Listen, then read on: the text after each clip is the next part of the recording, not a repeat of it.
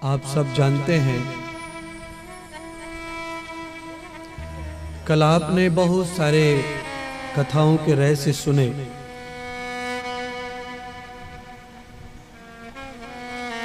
एक महात्मा कहा करते थे कि एक ट्रक भर के ज्ञान अगर किसी व्यक्ति को दिया जाए और एक व्यक्ति को आधा ग्राम आचरण दिया जाए तो दोनों में किस में ज्यादा बन होगा? तो महात्मा कहते थे कि आधा ग्राम जो आचरण है वो ट्रक भर ज्ञान से ज्यादा बलवान होता है, ज्यादा उपयोगी होता है। ज्ञान तो यहां रोज दिया ही जाता है, उसके लिए कथा हो रही है, पर आचरण जो है कथा का, अगर आधा ग्राम लेस मात्र भी किसी भक्त में आ जाए तो संपूर्ण कथाओं के ज्ञान से अधिक बलवान होगा वो आचरण।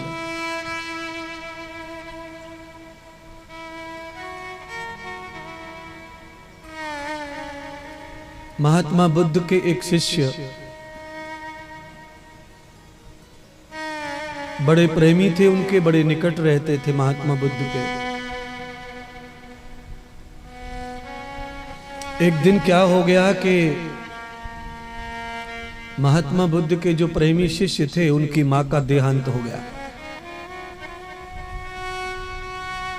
मां के प्रति बहुत मोह था उनको, रहना भी चाहिए। अकेली मां ही एक ऐसा रिश्ता है, सन्यास लेकर भी पुत्र को मां के पैर छूने चाहिए। पिता का देखो दर्जा बिल्कुल ज्यादा नहीं है सन्यासी आदमी के लिए।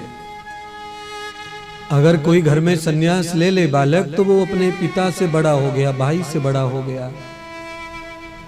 पिता के भी पैर छूने का अधिकार समाप्त हो जाता है साधु बनकर। साधु का रूप इतना महान हो जाता है। पर ऋषि मुनि साधु संत मां से सब छोटे हैं, यानी कि मां के पैर, मां की सेवा, मां से मिलना साधु को भी छूट है। वैसे शास्त्रों में मान्यता है कि सन्यास के बाद में घर परिवार के साथ में मोह नहीं रखना, उनसे ही भक्त जैसा रिश्ता रखना, पर मां के साथ में प्रेम रखना। सन्यासी व्यक्ति भी मां को अपने साथ रखकर उसका पालन पोषण सेवा कर सकता है। महात्मा बुद्ध के शिष्य जब रोने लगे बहुत ज्यादा, तो उनको बड़ा विश्वास था महात्मा बुद्ध के ऊपर, गुरुदेव पर। दौड़कर गुरुजी के पास पहुंचे और रो रो कर कहने लगे, मेरी मां को जिंदा कर दो, मेरी मां को जिंदा कर दो। आप तो भगवान हैं, आप में तो अपार शक्ति है, आप चाहे तो मेरी मां को जीवित कर सकते हैं, मैं नहीं रह सकता बिना मां के।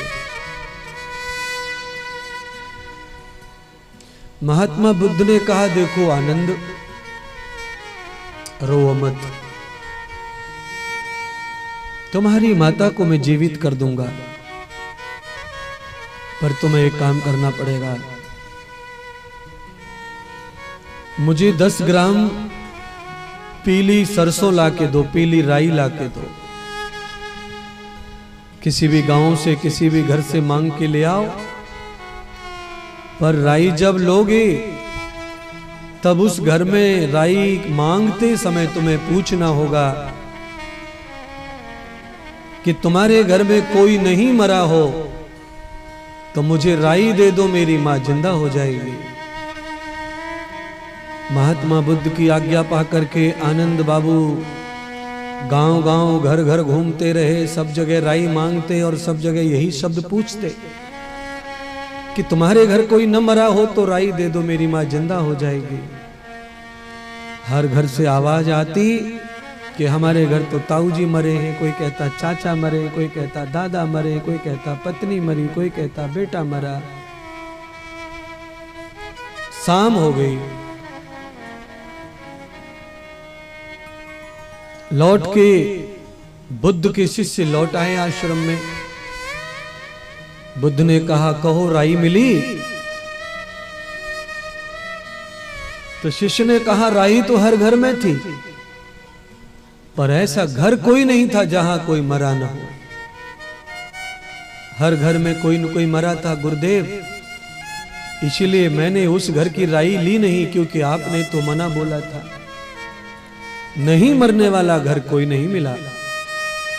तब महात्मा बुद्ध ने कहा, देखो पुत्र, जैसे पूरे दिन भर तुम्हें कोई घर बिना मरने वाला नहीं मिला है, ऐसे ही एक घर तुम्हारा भी है जिसमें भी कोई न कोई अवश्य मरेगा। बिना मरे वो घर नहीं रहेगा, इसलिए शोक नहीं करो। ये परंपरा है, रीत है संसार की, और तुम तो परम भक्त बन गए हो। अब आप इस कथा को समझ करके शायद अर्थ नहीं निकाल पा रहे होंगे कि गुरुजी ने ये क्यों सुनाई है। मैंने ये इसलिए सुनाई है कि महात्मा बुद्ध का जो शिष्य था उसको ज्ञान तो ट्रक भर भर के था। वो रोज दिन भर सत्संग सुनता था गुरुदेव का, रात दिन साथ ही रहता था। गुरुदेव से मुंह के एक लफ्ज भी निकलता वो भी उसी के कान में पड़ता सबसे पहले, इतना निकट रहता था। पर ज्ञान का एक मात्र लेस भर भी उसने कभी आचरण नहीं किया। इसलिए बुढ़ी मां मरने के बाद भी उसे भक्ति छूट गई, सब सेवा छूट गई, और वो रो रो के पागल हुआ जा रहा था।